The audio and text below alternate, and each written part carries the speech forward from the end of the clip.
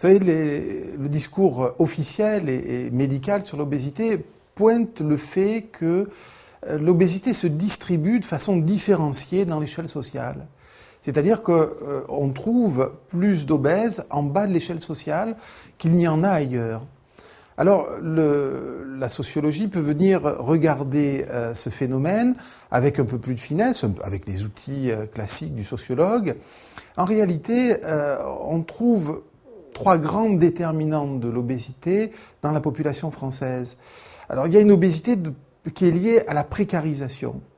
Plus d'ailleurs à la précarisation qu'à la précarité. Vous savez, la précarité, ce sont des situations de fragilité qui peuvent être très fortes, mais l'obésité est plutôt associée à des phénomènes où la situation sociale se dégrade, économique et sociale se dégrade. Un peu comme s'il y avait une sorte de réflexe archaïque qui consisterait à stocker en soi un certain nombre de choses en prévision d'un avenir qui pourrait encore se dégrader. Ça, c'est un premier élément. Le deuxième élément, c'est une obésité qui est cette fois non pas liée à la précarité, mais liée à la pression des modèles d'esthétique corporelle. Alors cette obésité, on la trouve partout dans l'échelle sociale. C'est des gens qui veulent maigrir, pensent qu'avec 3 kilos de moins, enfin, ils pourraient s'aimer mieux qu'ils ne le font, et être dignes d'être aimés par les autres, se mettre au régime avec une énergie non mesurée, et puis petit à petit ils craquent, et de régime en régime. Alors, c'est pas le parcours de tous les gens qui font des régimes. Il peut y avoir des régimes réussis, mais pour certains, on rentre dans des phénomènes de yo-yo et des trajectoires qui conduisent au surpoids et à l'obésité. Et donc c'est un deuxième phénomène lié à des facteurs sociaux, au modèle d'esthétique corporelle. Enfin, il y en a un troisième qui est lié à des phénomènes de transition. Alors, ça peut être des transitions rapides dans l'univers de l'alimentation.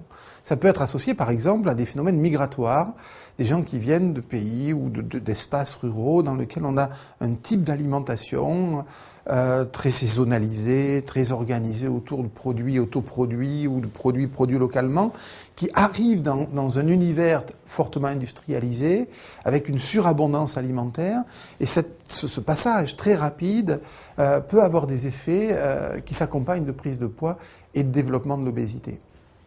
Alors ça, c'est la première lecture, vous voyez, elle consiste à affiner le lien entre position sociale et obésité, et au-delà de la position sociale, entre déterminants sociaux et obésité. Cette première grille de lecture consiste à penser ou à interpréter le phénomène de l'obésité comme partiellement déterminé par des phénomènes sociaux. Pour faire simple, c'est à une position sociale correspond un mode de vie qui s'exprime par des goûts alimentaires, par des pratiques alimentaires, mais aussi par un rapport à l'activité physique, par un niveau culturel. Et ces goûts alimentaires, ces pratiques alimentaires, cette activité physique peut ou pas déterminer l'obésité. Ce qui s'est passé de façon assez récente, c'est que le corps est devenu une mise en scène morale de soi. C'est-à-dire que quelqu'un qui apparaît en surpoids apparaît comme moralement incorrect. Comme quelqu'un qui se contrôle pas. Et ça a plein de conséquences, y compris des conséquences des discriminations à l'emploi, des discriminations à l'intérieur du monde social. Un recruteur face à quelqu'un en surpoids ou quelqu'un d'obèse va installer ce raisonnement implicite, tiens, s'il est comme ça, c'est qu'il mange trop, s'il mange trop, c'est qu'il ne se contrôle pas. S'il ne se contrôle pas dans sa vie personnelle, est-ce que je peux lui faire confiance dans sa vie professionnelle ? Vous voyez ce raisonnement, comment on glisse d'une caractéristique physique à un jugement moral sur la personne. Cette question-là, c'est véritablement un phénomène de stigmatisation.